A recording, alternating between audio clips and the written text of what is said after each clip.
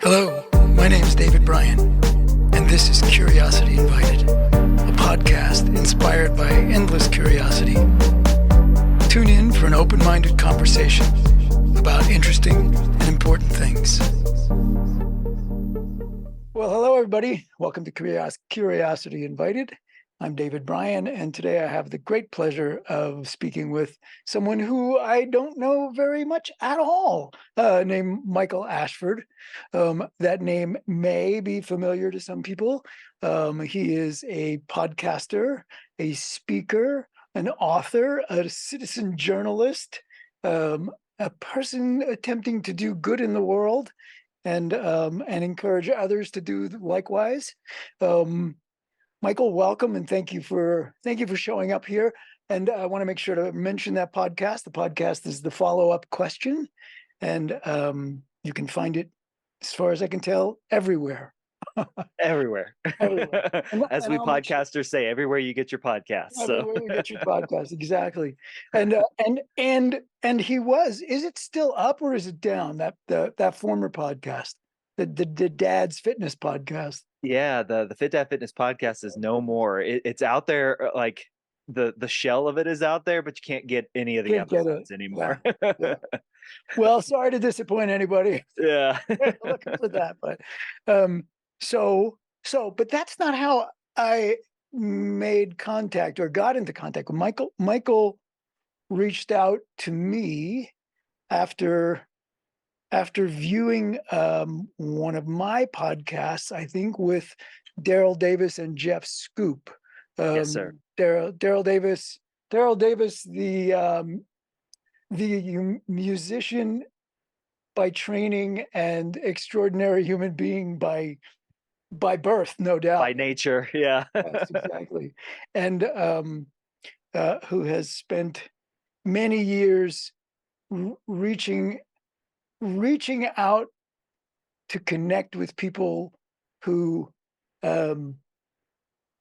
walk into that situation hating him, right? I mean, the Klan, the neo-Nazis, et cetera, et cetera. And Jeff Scoop, who was for 25 years the leader, head of director, I don't know what the title is, of the National Socialist Movement, which is essentially the American Nazi Party, and no more.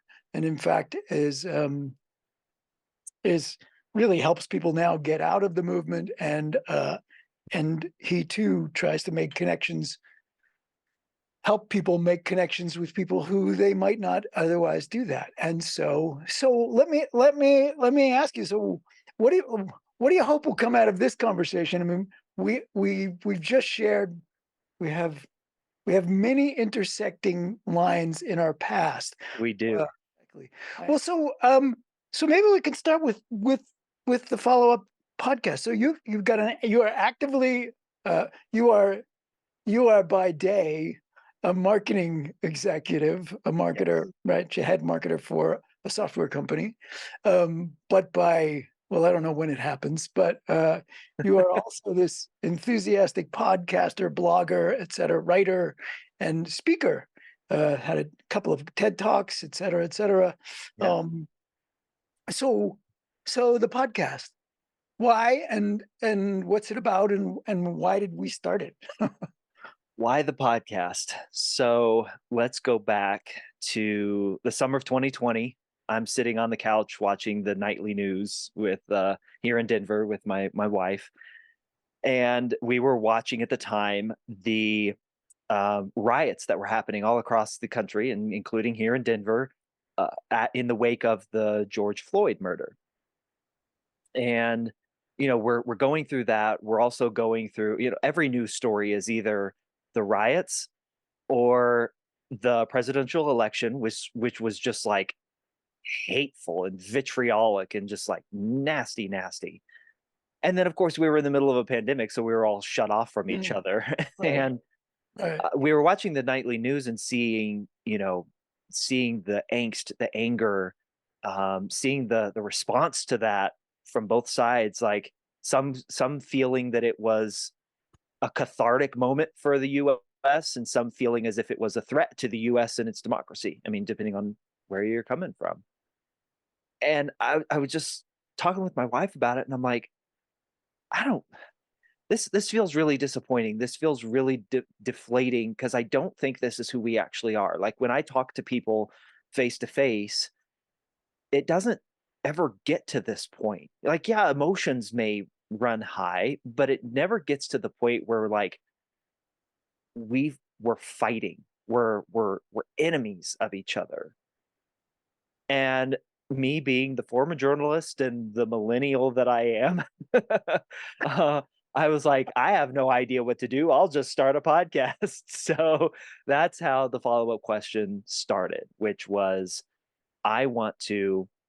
I want to do what I know how to do best, which is ask questions, which is interview people, going back to my journalism days, my journalism roots.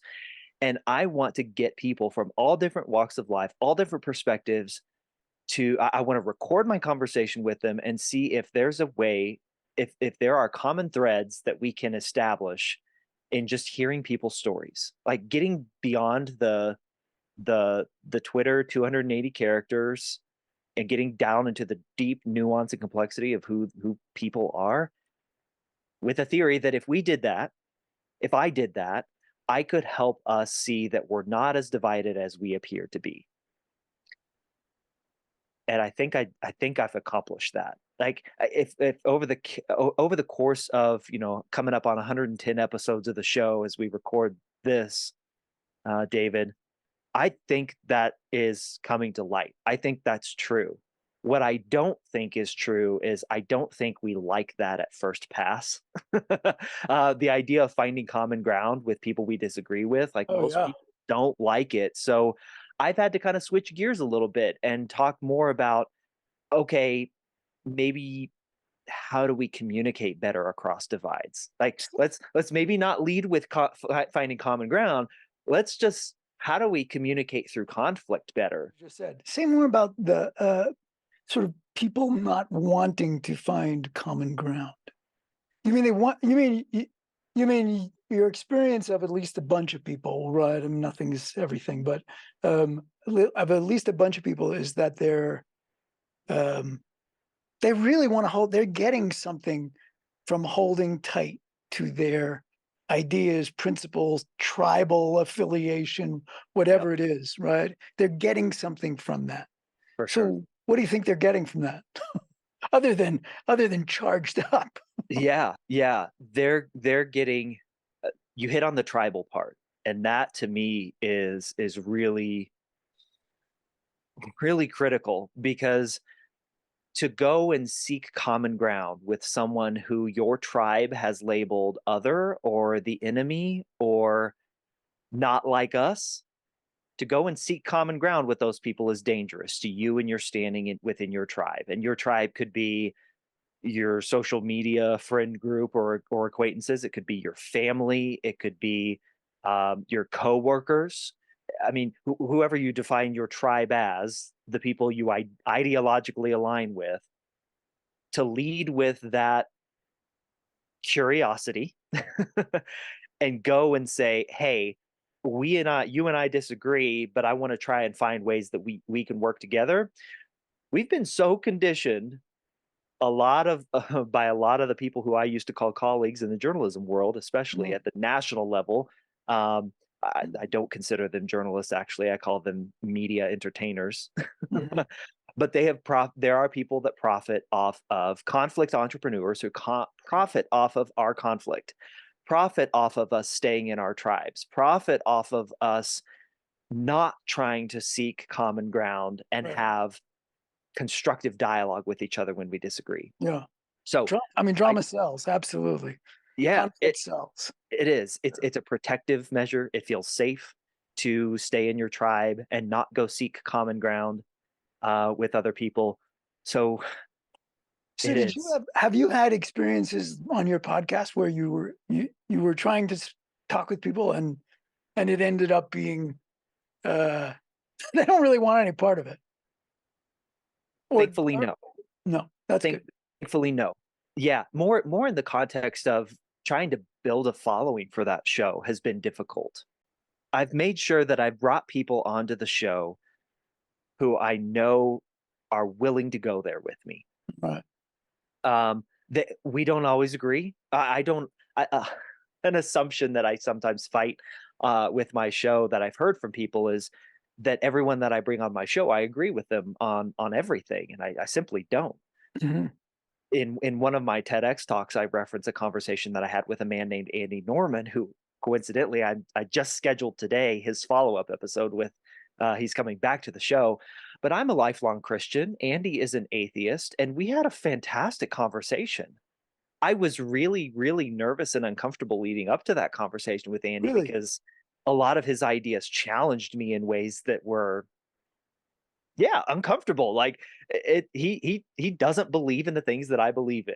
His my faith, he believes is kind of sort of like a mind virus. Mm. But I had to press into that conversation. Yeah. I had to. And he and I have so much respect for each other. Like I respect him and his ability to think through and be open to that conversation every bit as much as, and he's told me this, he respects my willingness to go there with him too. Mhm. I wasn't trying to change Andy's mind in that conversation. And like I said, I'm bringing him back because he's got something to say. We Mhm. do have common ground, but absolutely, conversations have been challenging for me. I don't agree with everything, but the people that I do bring on are at least willing to go there with me. And They're why do you think that is an impediment? Well, maybe it's just the answers itself. I was gonna what you because you said in building a following for the show, that's been a challenge. And is that simply because, we live in a world where conflict sells? I mean, I know I run into that as well. I mean, and the people that say, you could have asked this question, like, to get, and I was like, look, this is not about gotcha. you're right. It's not about trying to find where's the soft underbelly that I can strike at. It's about, you said it a moment ago, right? I mean, people people telling their stories and people listening to other people's stories. It's an unbelievable, as far as I'm concerned, an untapped wealth of just gems, right? Oh, Just all this treasure, not all of it that you necessarily want, but yeah. but boy, there's a lot of intelligence in every direction that's untapped, just embedded in people's stories. And that absolutely, I'm sorry for that. I have this on because I have a camera that I'm going to have to restart at one point because it only goes for 30 minutes or whatever. Oh, But hey, I've been there before. yeah, exactly. So you hit on something there, David, though. I mean, your show, Curiosity Invited, you're inviting people to dig in and follow their curiosity about others. And that is not something that we are often incentivized, like that is not modeled for us in a lot of our culture today. Yeah, It's not how we're taught. We're taught to be certain. It is modeled to us to be certain, to have a stance, to hold steady to that. And if you waver from that, then you're a flake, right, right? right. You're I mean, wishy-washy. yeah, I mean, why did you Yes, name your show Curiosity Invited? yeah. What was the impetus for that? Well, for me, it was,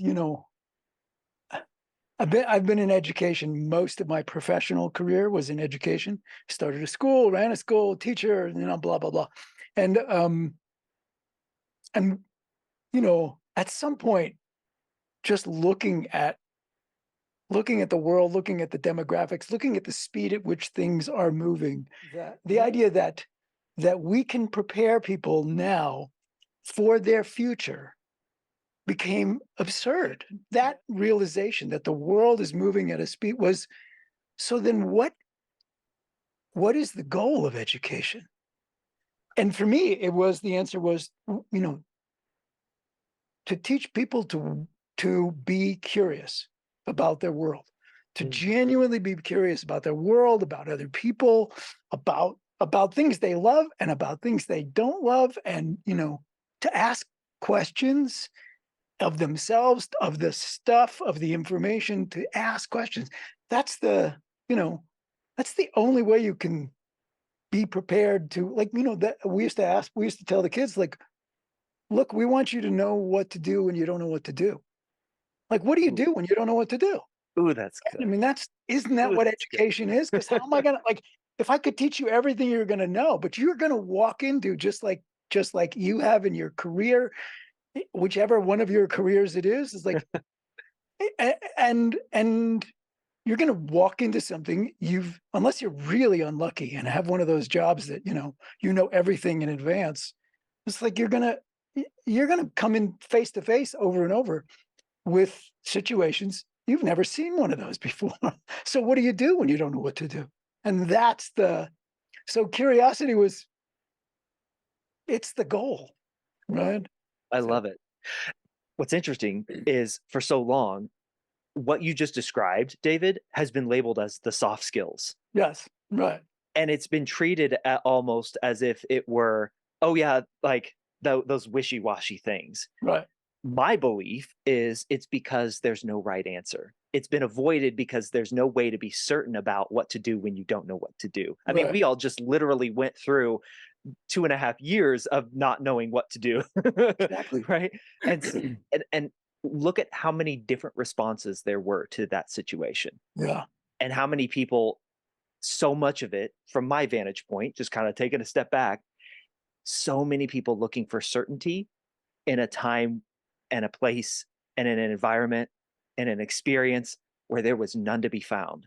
And Yes. that really, really sent some people into some dark places. Absolutely. And I think exactly what you're speaking about, that exactly that had more people sort of grown up with a value for being curious about the ever-changing world, there would not have been so, because what's, so often the refrain of the people who are really angry about that is that they lied to us. They told us this, but first, no, there's no reason to wear a mask. Then you have to wear a mask. Then it turns out masks are not. Then only a mask is, and it's like, they were lying to us. Was like, well, no, the way the world works sometimes, maybe some people were lying, but like, you find out more information and then you change your mind because you now have more information. And that concept, I think, as you just said, it's not how we were taught to be. Where's the certainty? The And feelings ability to of change certainty your don't mind, count. Right. the freedom and space to change your mind and be okay with that and say, look, based on new information that I have, Right. I now believe this differently, Yeah. or I now do. One of my favorite examples of this, I was in line at the post office. It would have been December 2021, kind of in an upswing of the pandemic. Uh, Actually, December 2020, upswing of the pandemic. Things were getting bad going into the holiday season. I was in line at the post office. It was like 30 people deep, and we were all, of course, 6 feet apart, Right. masked and everything. Right. Right. There was a guy in there who was just ripping into the post office manager. He had mailed a package, apparently a couple weeks beforehand. I could hear everything because he was yelling that loud. Um, and he was mad because it hadn't been delivered on time. And I think most people would see that and immediately, what I've experienced in my case anyway, a Yeah. lot of people would look at that and label that person as an instigator or a troublemaker, or who does that guy think he is? Like, he's a jerk. He's wasting everyone's time. He's ripping into this guy who doesn't even have anything to do with this package that he mailed. And I initially had those thoughts, but then I'm sitting back here and I'm thinking, okay, let's take a survey of what's going on here. We're in an incredibly unknown time in our life. He's out in public. The thing that he mailed, maybe it was something really, really important that he had to get to his family. And so this is where my mind went. Either he's like nervous about being out in public because of everything that's going on, and he's had to stand in this line now for 30 minutes. His issue just kind of boiled as he had to wait more and more and more, and he's nervous and he's nervous, and like none of us knew what to do. So it could go there. But then I was like, maybe that thing that he mailed was like the memento of a family member Mm, that who passed away from COVID, mm, and they were in another state. I think it was Ohio, and we're here in Colorado, from what I could hear. And he's not able to attend the funeral service. Like I wasn't able to attend the funeral service of my own grandmother that mm, year. mm. I had to watch my dear sweet grandmother's funeral service over Zoom. And so I'm just thinking through like, how could I have a little bit of grace for this guy? Like, yes, maybe he's showing up in a highly emotionally charged way, but what could be true about his life that he would show up like that? I don't think that's who we are by default. We've got to consider the other circumstances going on around us. And that to me is a frustrating part of what I see when I see all the people either swinging far to the one side of the pendulum where it's everybody needs to wear a mask, and I'm gonna yell and throw down if I see you not wearing a mask, all the way over to they're lying to us, like kind of like what you Right, said, they're lying right, to right. us, they're changing their stories just to keep us down. It's a dictatorship. Yes. I just it's Yeah. these things where I just wish we would take a step back and understand like people are going to respond in different ways because none of us have ever lived through this before.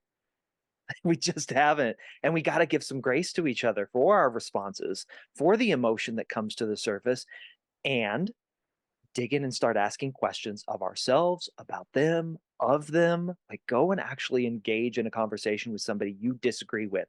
And if you don't have somebody in your network who you can go and ask questions of who disagrees with you, your network is not big enough. You're Yeah, it living in works a too small. bubble. Right, yeah, yeah. Yeah, I really like that piece in your talk where that was the one of the talks that Yeah. I saw, where Yeah. that was the focus is,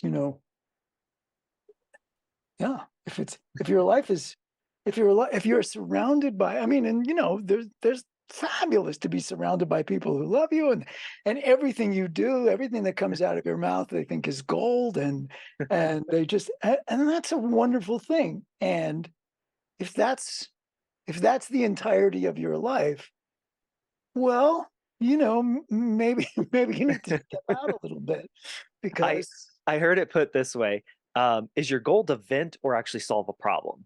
Because if your goal is just to vent, then yeah, you need yeah, people in your life who you can just have a beer or have a glass of wine with yeah, and just rail on like the problems that you see. We all need that outlet. We all need that right, release. It's a exactly. good thing. But Yeah, if that's all you do, if that's all your interactions and you're complaining about the same problem over and over and over again and you don't have anyone to go to help solve problems, then you've got maybe a constricted worldview a little bit. yeah. In a situation like here's the guy going off in the post office, and he's pissed, and he's angry, and he's upset, and he's all sorts of things, and he's loud, and he's what so what to do? I mean, do you think we all have a role in that? Is the manager only have a role in that? Mm. What does one do in a situation like that? Oh, I've never been asked that question, David. That's a great one. Oh, um, we can cut it out if you want. no, no, no, No, no. Keep it in. I love it. yeah, Um, I've actually because this is something I've been thinking a lot about lately. Is like, what is our place to yeah, step into those situations? Monica Guzman. I don't know if you know her. yeah. She wrote Braver angels, yeah, the lady. Yeah, Braver Yeah, Angels. She wrote the book. I never thought of it that way. yeah, One of the things that she wrote about and that we've talked about is getting an understanding of the context of the situation and if the conversation can be had in the most effective way in that situation. Obviously, in that post office scene, if he had gotten physically abusive or violent, as a guy who works out and lifts and takes care of himself, I would have stepped up. Like, let's be clear there. I would have stepped in. But for that kind of emotion, for that kind of situation and scenario, I felt, and I do agree with Monica on this, that the situation for having that conversation that was not ideal. We were in line waiting for all these other people were waiting. Emotions were of all the other people in line were rising, getting irritated. And so for me to have any real effect beyond just letting him say what he needs to say and get out of there, I'm not sure I would have been able to contribute much help. Yeah. Um, in that instance, I thought the post office manager's response was great. He was just like, he listened. He was like, I will do what I can. Give me your phone number. I will call you if we can track this down. I don't know where it's at, but I will do my best to find it. And, I think probably that night that guy went home and was like, yeah, it was probably a little too Yeah. much. I was kind of an asshole. Yeah. Gosh. Yeah. Well, maybe I need to apologize. Maybe I'm not. not sure. Yeah. I'm not sure what I could have brought to Yeah. help that situation. So what Monica advocates for is taking stock of our ability to speak to that person in a way that can de-escalate the situation. If it's Right. a really public forum, for instance, on social media, I'm probably not going to solve much issues on social media. There's nothing I can do in that situation at the post office to really de-escalate. I'm just a guy in a mask, 5 people deep, trying to mail a letter. I mean, I think that there's real wisdom in that. Look, everything is contextual, and sometimes the context does not lend itself to Yeah. a more thoughtful conversation. Yeah. Putting on a cape and running around town trying to de-escalate is maybe that's a maybe that's a job for a superhero, but but The David, because the hardest thing to do is to gauge like how much trust can I build with this person right away. right, And in some instances, maybe that is true. You've got to gauge things like the emotion being displayed, how much time you can possibly devote to trying to build trust, because that is the bedrock of trying to solve any problem.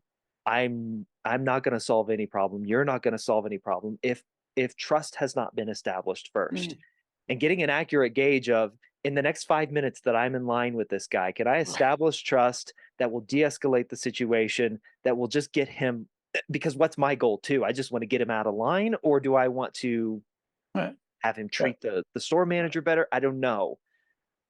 But that is also something that, you kind of got to take, there's some nuance to it. Can I build trust yeah, while not making everybody else around me mad that I'm just taking up time in line?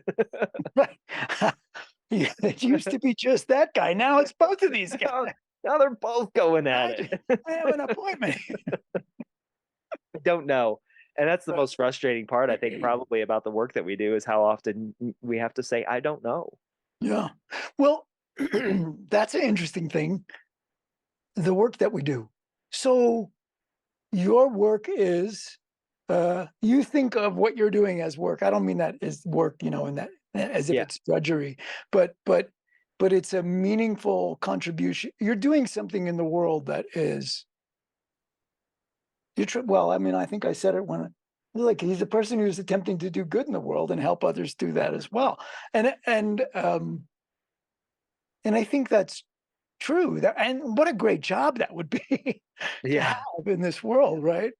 Somebody whose job is to contribute. And wouldn't that be nice if we all saw that as, Yeah. that was at least our second job, if not Right. first. Right Right. now, it's kind of a hobby for me. Yeah. It's a very public hobby, driven by, yeah, a desire and a want to see us relate to each other better, to see us communicate better with each other. I think we just have not been taught how to communicate well with each other. Yeah. And you know, we collectively are going through such a peculiar time Mm. for that, right? Between the pandemic, the 2016 and 2020 elections, and you know, I really don't blame it on Trump, but his, you know, he didn't create. Well, he helped create, but he revealed stuff that was invisible for years, and and the full expression of that is still happening. And that's really, it's challenging, and I mean, and good for you to like feel like, to sort of see the trauma of all of that and say, look, gotta try to do something. I gotta try to do something. Hold it off. And you're right. I think he Yeah, revealed and exposed a lot of simmering angst right. that, let me be clear on this, because I have many family members and many friends who voted for Donald Trump for very legitimate, good, real reasons, that for years of not feeling as if they were heard or allowed to speak those feelings. You can read and you can say allowed to by whom, but anyway, they're not bad people. I don't believe the majority of them are bad people. I think They that's had very real reasons that were left simmering too long, and it just took somebody with that level of mm, bombastic personality who really didn't give a crap yeah, about what anybody else was going to say about him to lift that lid off the pot and just like, and then just like stir it up a little bit more. Okay. There's a lot of people across the political spectrum who make a living doing exactly what he did. yes. He just happened to be in the highest office in the country. I think that's right. And not that we want to get into a conversation about the political, well, who knows, but you know, takes a certain person to make that sort of mess in a kitchen and not give a shit about cleaning it up or even Uh, helping clean it up. And so I mean, that's the piece that is troubling to me. Is like, I I lived with 5 guys in a house in college. There oh are yeah, people who will not clean up a oh kitchen after totally. they made a mess. So in addition to this podcast, to your podcast, which I think is a great thing, um, and you are also writing a book I or have am. written a book Yeah, or I'm in the editing stages right now. I'm right, literally right now my editing is I'm reading it out loud to myself, and I have my red pen that I'm marking up a physical copy that I printed out. So very cool. that's what's going on right now. And what is the book about, or do you not want to speak about that? But Oh no, no, no, no, we absolutely can. It is um, if you've seen my TEDx talks, my first TEDx talk, which was called "Can I Ask a Question?" That's the title of the book. And it is my first TEDx talk is kind of like the intro to the book. I expand on it quite a bit, obviously, because it's a book and there's more, and I don't have 15 minutes of time devoted to it. And my second TEDx talk is like the final chapter. And so the book is filling in all the gaps between my first TEDx talk of how do we find common ground? Um, how do we get curious and follow our curiosity about other people, and to try and solve problems, to try and build bridges, going through all the steps there of what I call the psychology of conflict communication, leading us to answering the question of why. Like, why do we want to do this? Why do we want to find common ground? Why do we want to build bridges with people we disagree with, and have complex, nuanced dialogue? Well, my second TEDx talk was all about, I believe we want peace in our lives. mm, How we go about finding and creating that peace is the difference between actually experiencing it and having kind of a specter of peace in our lives. There's a big difference there. So what, that's the book. wait, what does that mean? The specter of peace. What do you mean by that? I think there are a lot of things that we do that create this illusion of peace Mm, that are not actually peace. So when we and I hate using this term, but when we cancel someone, yeah, that's not creating peace. That's not creating lasting peace. That's kind of just just the saying, opposite. right. Yeah, That's just saying, um, I'm not going to pay attention to you anymore. right. Like that's not changing. When we ghost someone after, let's say, a job interview or a relationship, or a friendship, that's creating an artificial peace. When we only watch or consume content from our point of view, that's creating an artificial peace because it doesn't actually solve any problems. Like, it doesn't actually do anything to help solve the thing that you are fighting for. Mm, In a lot of ways, on the flip side, fighting against, because you always know that in the background, that problem still exists. That's the specter of peace. It's not real. We're withdrawing from all the things that make us uncomfortable, thinking that that's going to take care of the problem.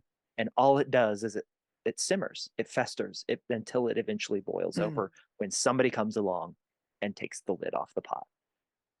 Well, I have a couple of questions. Is what, but one is, why are you concerned about these things, right? I mean, so what? I get that, you're watching the the protests on TV, and you're talking to your wife, and it's like, is but what do you have any insight into where that where that strand of who you are came from that is concerned about this? Because you could live a life of, you could cloister yourself in a particular way and avoid those people that, instead of, so where'd that come from? God, I love this question, David. um, I mentioned, earlier that I have a lot of family who, I lived in Kansas, red state, a lot of Republicans. I grew up a Republican. Um, when I met my wife, here's one of the major issues that got me thinking in this way. My wife, shortly after we were married, got a job as an advocate at a domestic violence shelter. She was a case manager and advocate for survivors of domestic violence and sexual assault. And to me, I had gone my entire life, looking from the outside in, saying, you know, why would a woman stay in that situation? Why would she not just leave? She's got all the services and capabilities to do that, not understanding the deep trauma, the deep complexity of those decisions, and the ways that it is not just that snap easy decision for a woman to leave an abusive relationship.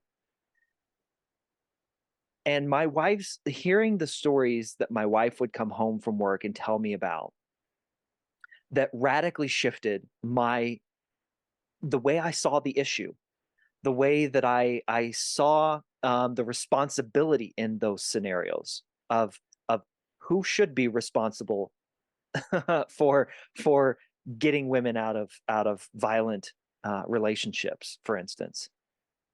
Even just the fact that you know, changing my language to domestic violence being a woman's issue to domestic violence is a men's issue.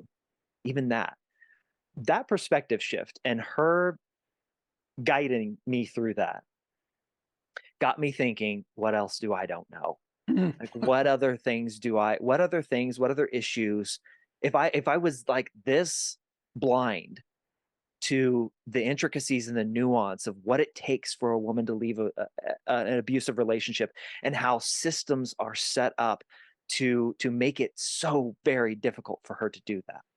What else? What else could I be missing? And so I started that kind of got the ball rolling for me to get into mm, this mindset of questioning, asking questions of myself and what it is that I believe and how I came to those beliefs. Like, one of the questions that I ask in my book is, the first time you ever voiced your political opinion on something, was it yours, or was it the makeup of your parents, your friends, your uh, people who served as a parental influence, your pastor? Like, whose political opinion was it? Was it something that you had come to yourself, or was it the makeup of other people's political mm. opinions fueling into that? And I asked myself that question. I was like, oh yeah, this is like the first time I ever voiced that I was a Republican. I probably was 13, 14 years old. and I just said whatever my parents said or my grandparents said or like what I heard at church. But there's been some tricky conversations. There's been some moments where my members of my family have that hasn't set right with them. That My piece, your political affiliation. my shift in political affiliation. Yeah. Um, but those conversations with my family like hurt, man. Um, feeling that judged, misunderstood, Mhm. um, hurt. But those types of conversations, those relationships being strained in some ways, in the ways that they were over political affiliation, plus the conversation that I or what I just mentioned with my wife and me asking these questions of myself, it is now when you marry that with my training as a journalist and wanting to hear people's stories and knowing and believing that everyone has a story to tell, and that oftentimes my colleagues in journalism can manipulate a story based on the absence or removal of context and detail. Mm. That is not who I wanted to be. Yeah, I get it. I don't Yeah. know if that answers your question, David. Like No, no. Yeah, it's well, it's you strike me as a person here. Here's my really bad psychology. Um, uh, you strike me as a person that is willing may be the wrong word. You may be compelled to ask yourself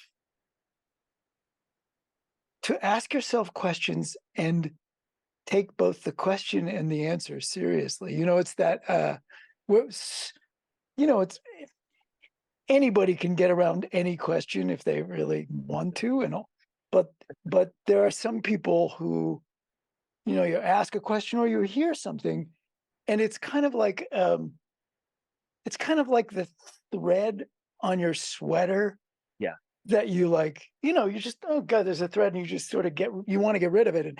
But it's one of those that sort of starts to unravel the sweater because you keep picking at because it. it's the sweat. It's not just an errant thread. It's Yeah, suddenly the whole sweater can start to come apart. And I think that's, you know, I think I I long for a world in which more people do that, right? me Really too. take their own questions and their own answers and other people's seriously.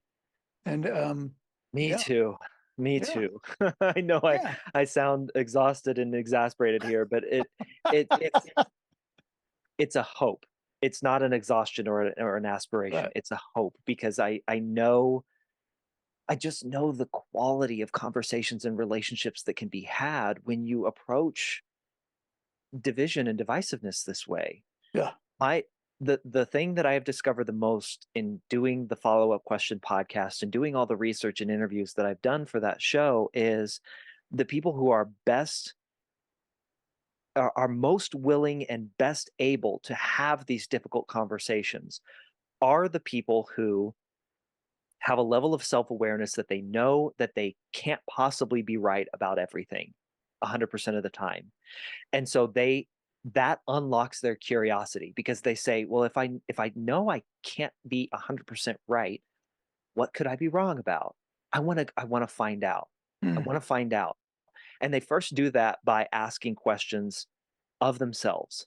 They get introspective. They start asking questions about what it is they believe, how they came to those beliefs, what's been true in their life that would have maybe influenced that belief. And it's not a questioning of themselves to say, oh, I'm wrong. It's just I want to know where I came from, like where I got the makeup of who I am, what's been influencing that. mm, Because if you can do that, then you can better articulate why you believe something or how you came to that belief. Those people then take that curiosity about themselves and they turn it on others. And they say, they're still in their mind, they're still getting introspective and questioning within themselves. but they start asking questions about others. Well, if I believe that, how might somebody who grew up differently than me, or who had different influences than me, or lived in a different neighborhood than me, how might they experience the world? They then follow that curiosity about others to go find out actual answers from those people. They ask questions of others that eventually leads them to have a more complex, nuanced understanding of an issue that they again couldn't possibly have all the answers to. It's just not possible. And they understand that. That's the kind of person I want to be. And I Mm. don't get it right all the time. I certainly have my snap judgments and my opinions about things that Oh that yeah, you they're know fun. Well, it, yeah, and it makes you feel good and right and righteous. yeah, And it's really deeply uncomfortable work to question yourself. right. Righteous indignation is a wonderful feeling. Oh, oh Yeah, my goodness. yeah, Boy, does it make you feel important. unbelievable. Um, does you made reference to you grew up Christian and you still are. Um, is that does that does that give you a backstop to lean like no further than that there are some one can question everything and and is there some territory that uh, beyond which you will not go or you think you should not go because of that upbringing, because of that faith, because of that belief, whatever that language is. Yeah, yeah. If there is, I haven't found it yet. If there is, I haven't found it yet. Cool. My faith looks probably very different than a lot of Christians. And I don't say that to prop Yeah. myself up. It is just there is a culture in Christianity, especially here in the United States, that we don't question things. Right. That's not being faithful. Right.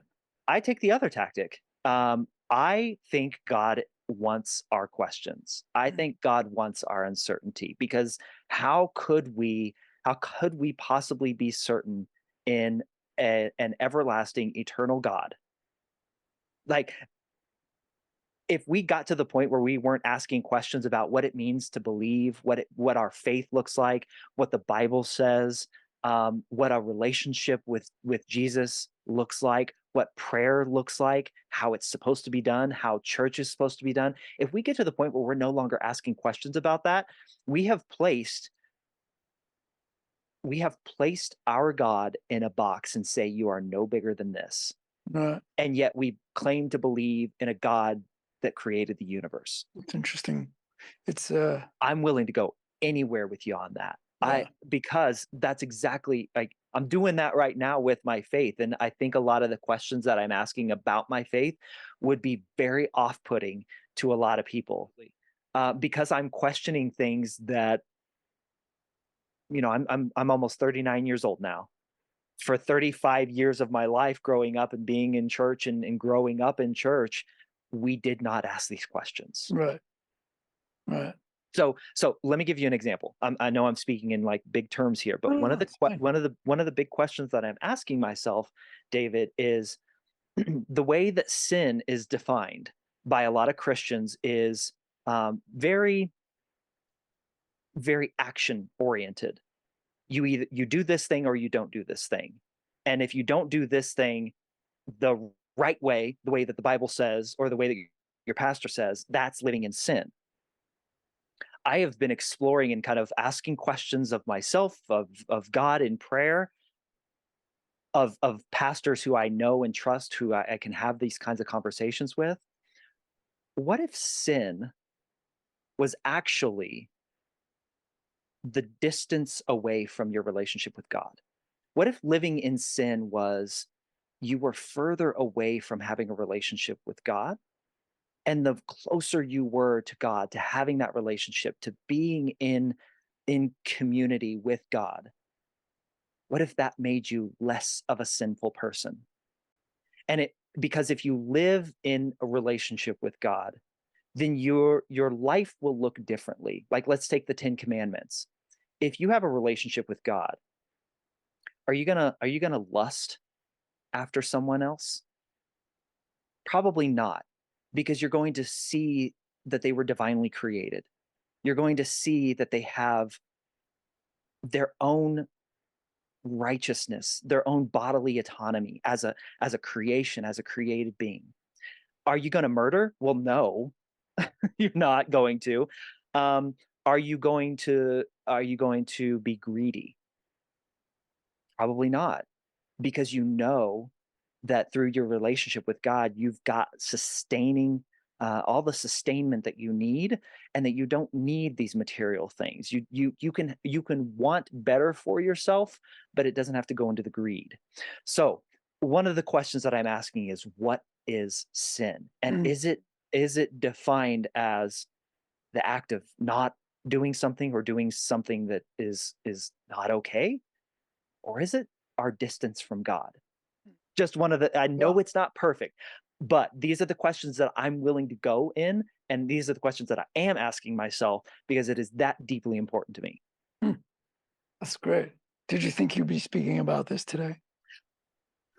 On a show like Curiosity Invited, I had to have known at some level There it that it was is. gonna be it was gonna be possible. Well, I'm looking at the time because I know you have yours is limited and mine is as well, and, so maybe there's a part 2. Maybe there's a Maybe there's part a 2 part 2. I to also think dive there's more deeply into that conversation. yeah, I also think there's a need to get you on my show here, David, so And, we'll make sure that you just ask and that would be happens. fun. That would be fun. Um, Absolutely. well, Michael Ashford, thank you. Follow-up conversation. Thanks so much for doing this. We barely scratched the surface about Daryl Davis and Jeff I Swift. know it. It's just like, so there clearly will be a part 2.